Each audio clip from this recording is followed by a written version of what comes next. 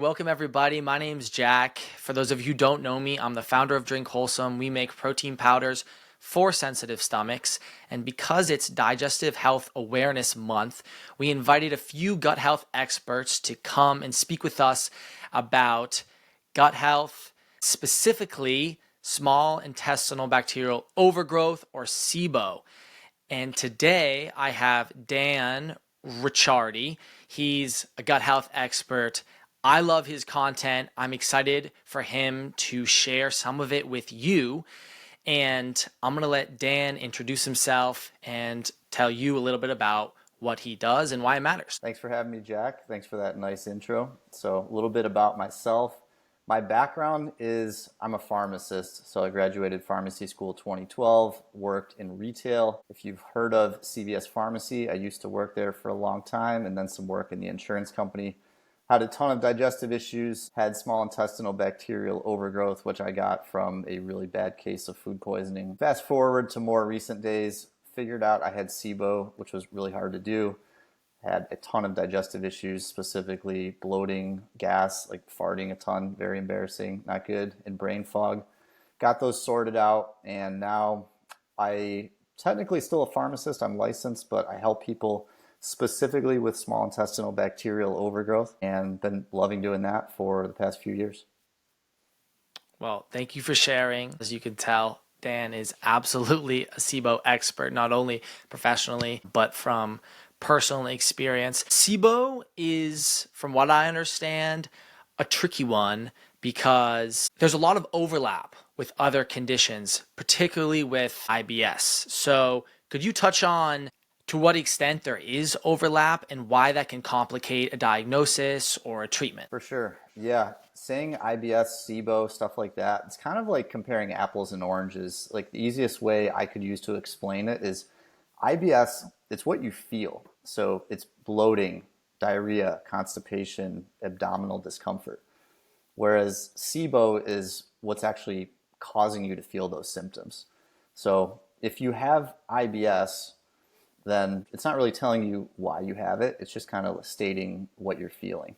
Whereas if it's SIBO, like SIBO is a very common cause of IBS. So if somebody says something like, I don't know if it's IBS I have or SIBO that I have, if you have SIBO symptoms, you're probably by definition going to have IBS just because you probably are going to have some sort of digestive issue. I read that the occurrence of SIBO in the United States is anywhere from 2 to 20% of people.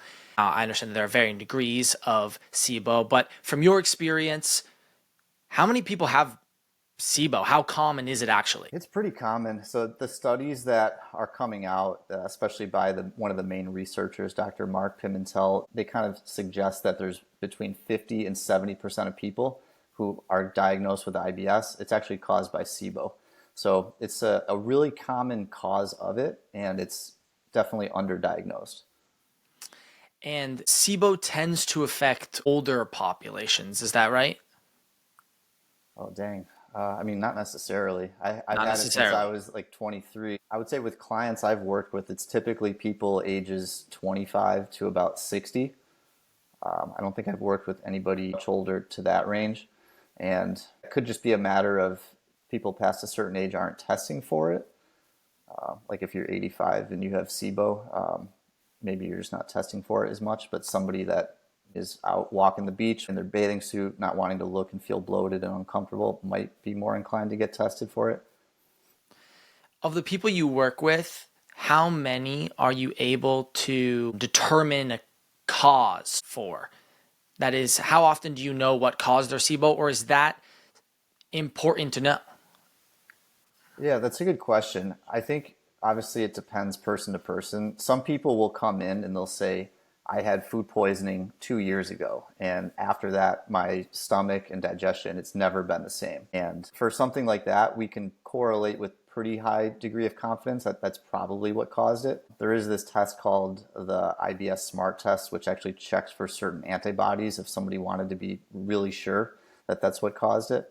But for some people, we don't really know for sure. Some people come in that I work with and they say, I don't really know what happened. It's been like this for 5 years and I don't really remember something in particular that caused it definitively from here on. There is a lot of potential root causes of SIBO. In one of my programs, we kind of list all of them out, and it's just a good starting point for people to kind of look at and evaluate and see if any of those apply.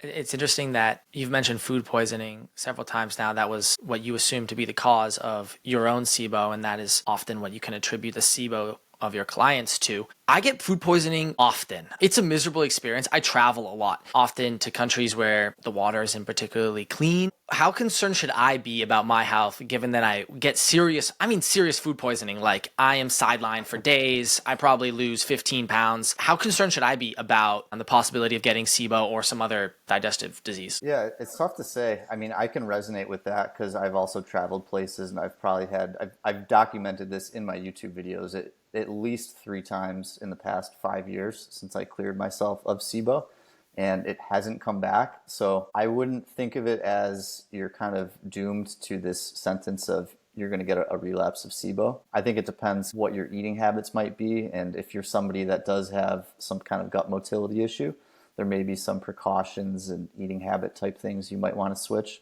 But I wouldn't just go out and assume the worst, because that's not good for people to do in general with their mental state. We want to feel like our body's healthy, strong, and that there's not an issue with us. That's good advice. Would you clarify what gut motility means? I kind of assume that gut motility decreases with age, and that's why maybe erroneously associated age with an increase in occurrence of SIBO. But what is gut motility and why might it cause SIBO? Yeah, in regards to SIBO, the biggest thing is this section of nerves and muscles in your small intestine called the migrating motor complex in between when we're eating. This section, it's kind of like squeezing a tube of toothpaste from the bottom up, where it's just moving all that food that you ate through your small intestine into the large. And if this migrating motor complex isn't working properly, which can get impaired by getting food poisoning, there's like 4 or 5 specific bacteria that can do this. They secrete a toxin.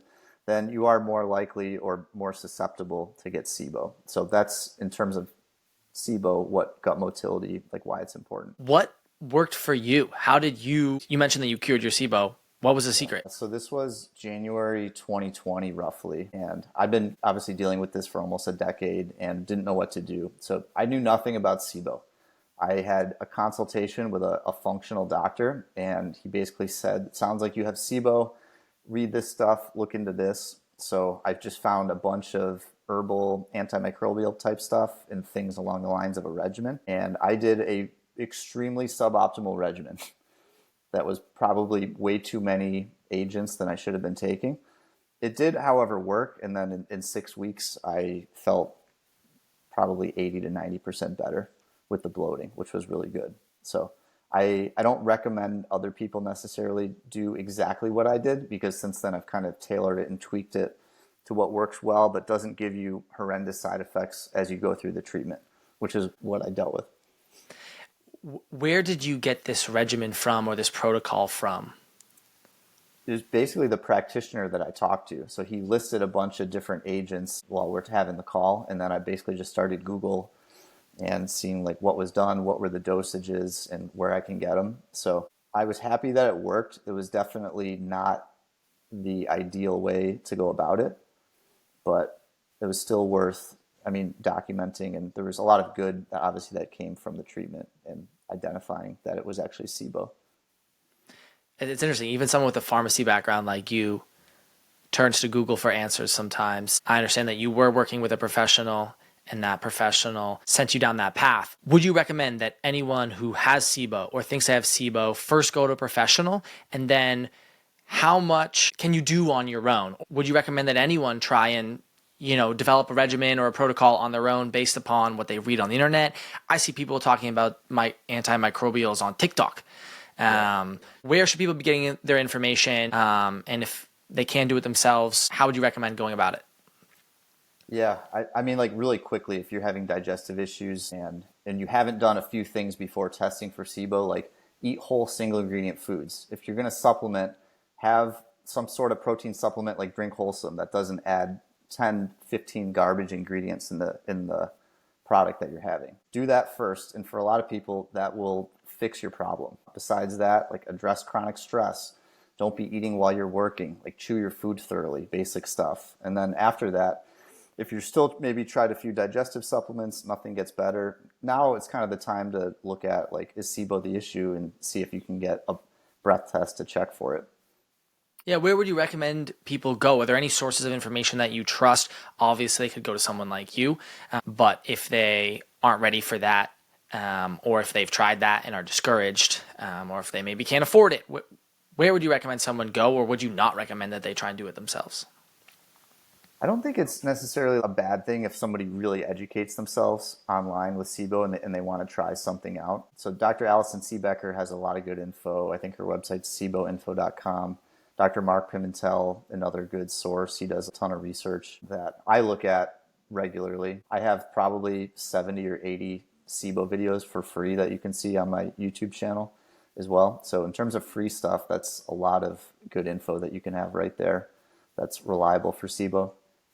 And how would you recommend that someone go about consuming that content? Because I assume that you didn't necessarily create it in any particular order. So is there a way to best navigate what you've put out there on the internet?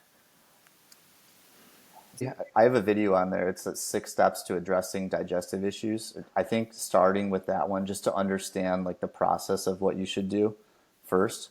So there's like a set structure where you're like, okay, I did this. If this doesn't work, go here next. And we're testing like the simplest, most basic things first, where if you don't have to spend a few $100s on testing, like you don't have to do that.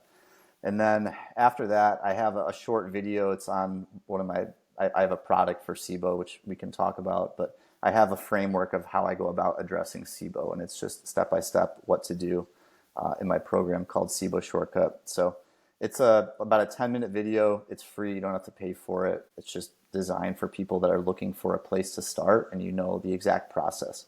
Because if you're just thinking you're going to go in and take the antibiotic regimen or the herbal regimen and not do anything else, that I really wouldn't recommend, because it may not work. It may not work sufficiently enough, or you may have a relapse of SIBO where you probably could have prevented that if you knew what to do afterwards.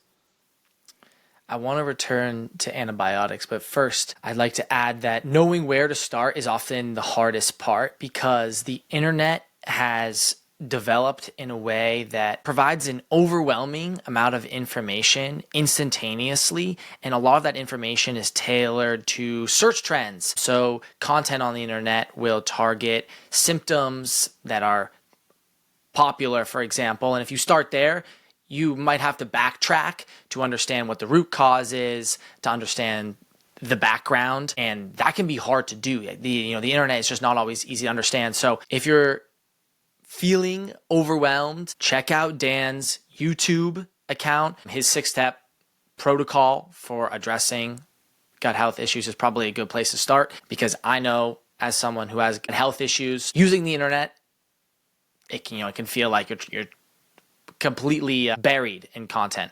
Returning to the idea of antibiotics, I try to avoid taking antibiotics if at all possible. I understand that they are very powerful and they can save your life. In the case of SIBO, would you consider them to be a last resort? That's a good question. I actually would not. The antibiotics for SIBO are a little bit different than the stuff you'd use for other general infection. They're not like a widespread, like broad spectrum antibiotic. Rifaximin, for example, is kind of like the key one used for SIBO. It's designed so it's basically called a non-absorbed antibiotic. It stays in your small intestine, and it's not wiping out the majority of the bacteria in your large intestine. And then there's a couple other ones like the neomycin and metronidazole, which the brand name for that one's Flagyl. And those are designed to target more of the organisms that produce methane. So they're going to leave most of the bacteria, like the good commensal bacteria, in your large intestine alone, and just target those methane producers. So the outlook for taking antibiotics for SIBO is a lot less, I would say, impactful in a negative way on someone's microbiome compared to if you're going to just take like sinus infection antibiotic, something like that. Gotcha. Any other medications that you would recommend someone consider or not consider? I know that some target gut motility, for example. Yeah, the gut motility stuff, that's like the golden ticket to feeling good long term. Because In a lot of studies, people will do a regimen of antibiotics or herbals. They'll treat SIBO, they'll do the breath test, and they'll say, like, the breath test was negative, we're done. But then somebody will get a relapse of SIBO 3, 6, 9 months later or something like that. So definitely supporting that gut motility afterwards, after getting that negative breath test, is really key. Some herbs I've stuffed, because I feel like you're probably going to ask what I've used. So something like Iberogast, Motil Pro that has like artichoke or ginger in it, stuff like that is good. There's Prucalopride, which is a prescription medication. The brand name's called Motegrity. Those are a couple like really common ones that I've either had clients use or I've used myself that I've found to work really well. You're clearly a pharmacist. Yep. I know that all of that went, phew. But hopefully, if someone is looking for medication, something you mentioned resonates. What about your own product? I understand it's not a medication, it's a supplement. Where does that fit into the healing process? Oh, appreciate you asking. Yeah, so about a year and a half ago, I kind of discovered just through doing research, reading a lot of studies, that there's this like combination of ingredients that could be used to help people with digestive issues, and it just wasn't available anywhere for us to get. So I created a supplement called Bloat Blocker, and it's a combination of tamarind seed powder. There's a compound in it that works really well to protect the gut lining, and when combined with pea protein powder. So I like using this. There's not really a ton of evidence suggesting it's going to be really potent for eliminating SIBO, but because it's good at protecting the gut lining, it is good for people that have gotten rid of SIBO and don't want it to come back, as well as people that don't have SIBO as well but are just dealing with bloating, irregular bowel movements, either constipation or diarrhea. So it works to target leaky gut, reducing inflammation, and then by that mechanism, helping with symptoms and also preventing SIBO from coming back. Real Swiss Army knife. Is this a daily, or is this something you take when you're feeling bloated, when you're feeling lethargic, when you are dealing with gut issues? Yeah, it's designed to use for daily use, although I have seen it, like I'll take it when I travel, and it tends to have a pretty quick impact in a good way. I'm not perfect with taking it every day, but since I've started, I really like it, and other people that have been using it, some take it daily, some just use it as needed if they feel lousy after a big meal. I'd say take it for at least a few weeks to know how well it's affecting you. And knowing is just being in tune with your body, paying attention to how you feel, that kind of thing. Exactly. You should feel a noticeable difference relatively soon if it's going to start helping you. And do you ever use a breath test to determine that your SIBO has been resolved? For clients with SIBO, yeah, we really like doing that just because that can dictate how we proceed.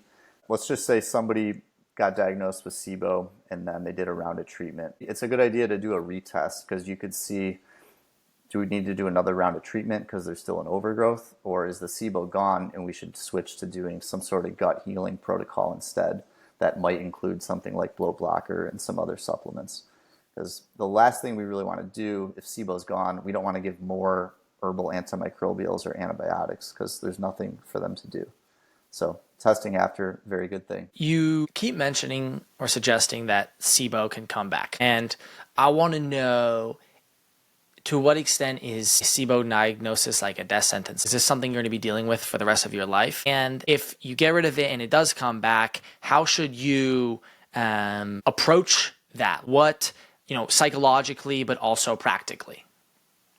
I guess for me, I don't like to operate under the assumption that my body can't handle it or is weakened because I had SIBO. It's definitely going to come back. I think having a good positive mental outlook that I did this once, I changed my habits, I'm going to be good. But if it does come back, what are the next steps?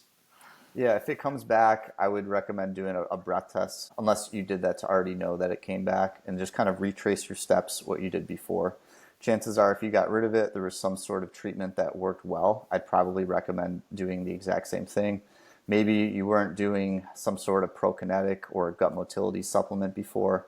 This time, get those things added in. Maybe you didn't space out meals by 3 or 4 hours to support your migrating motor complex, gut motility. Because when we eat, each time somebody eats food, that cleansing wave that sweeps through the small intestine stops.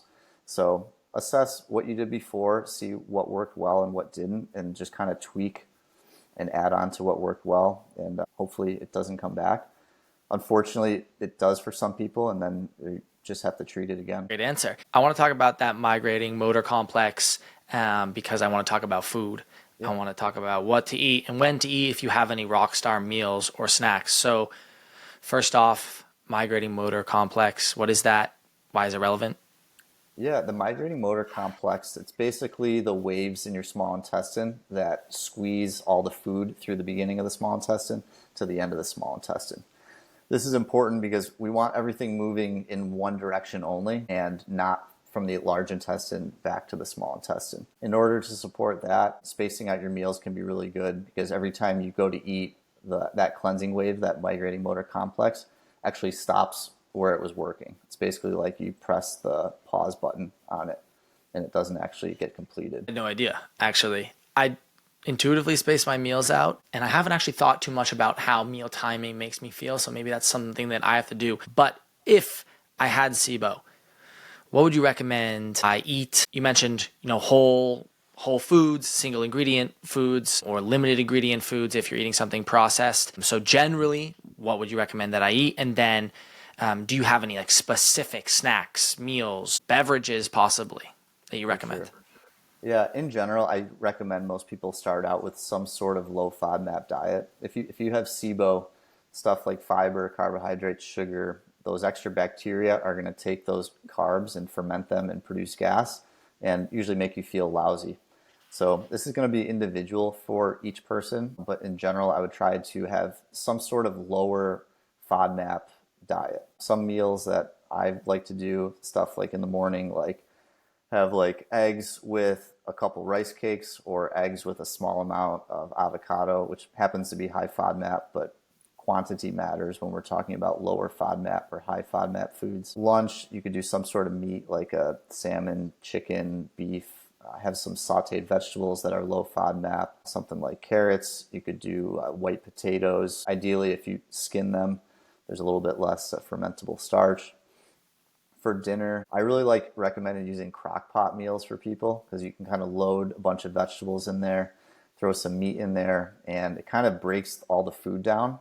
So it's a little bit easier to digest. Cooking in there for 6 to 8 hours just helps soften up the food. And if you want to add a little bit extra carbs, if you need more calories or more carbohydrates, some white rice tends to be pretty well digested by a lot of people. Two big foods I'd probably avoid or really limit are onion and garlic. Those are two of the highest foods that have the most fermentation and gas production for somebody with SIBO. Again, not that you can't ever have any sort of high FODMAP food, but I would just have a diet where you can feel good enough to get throughout your day, do what you need to do, and you're not feeling miserable as you're doing your SIBO treatment. I love the crock pot advice. I have a crock pot. I have a new crock pot. I love it. And I never thought about it as being in line with my digestive health goals. I start every day with a smoothie. Maybe, a blender breaks down food, makes it easier to digest just like a crock pot does. And I often finish a day with a crock pot meal. So maybe I am doing something right. I didn't really realize it. It's going to be a hard question to answer, but are there any snacks like packaged foods, particular brands that you love and would recommend to someone who's going through digestive health issues, not necessarily SIBO? To be honest, I don't eat snacks ever, just because of the meal spacing. But I did actually make a YouTube video on this 15 Amazon snacks that I like. So something like Chomp's beef jerky that doesn't have a bunch of garbage ingredients in it. Chomp's is a good one. Something like a Rise bar, I think they're called. There's like a few ingredients in it, or it's just almond butter, I think whey protein and honey, something like that. I've eaten those. The answer is look at the ingredients. Short, simple list of ingredients. Yeah, that's really the only thing I look at. I almost always read the nutrition label on packaged food, but the only thing I actually pay attention to is the ingredients. Added sugar matters, saturated fat matters, etc. But if it's coming from good stuff, I feel good about putting it into my body. We're nearing the end here. I want to touch on two more things briefly. One is I heard that having SIBO can make you crave carbs. Is that true? I haven't necessarily heard that from clients I've worked with. I've definitely heard that with Candida. like a fungal type overgrowth. Maybe there's some people that have had that, maybe if they have like a low cortisol or something combined with SIBO. But I don't know if I would say carb craving, SIBO definitely go hand in hand. We can say it's a myth then. Are there any other SIBO myths out there that you come across and you would like to clear up once and for all? Yes, if you're watching this, know that if you have a high FODMAP meal and you have SIBO and you don't feel that good after, you didn't completely dismantle all the progress that you made from doing your treatment. Just stick with what you're doing. If every carb that you ate made the SIBO come back, people would have indefinite SIBO and their hydrogen level would be 5,000. So trust that what you're doing is working and use the diet as a tool, but don't get overly stressed on every single bite of food that you're eating.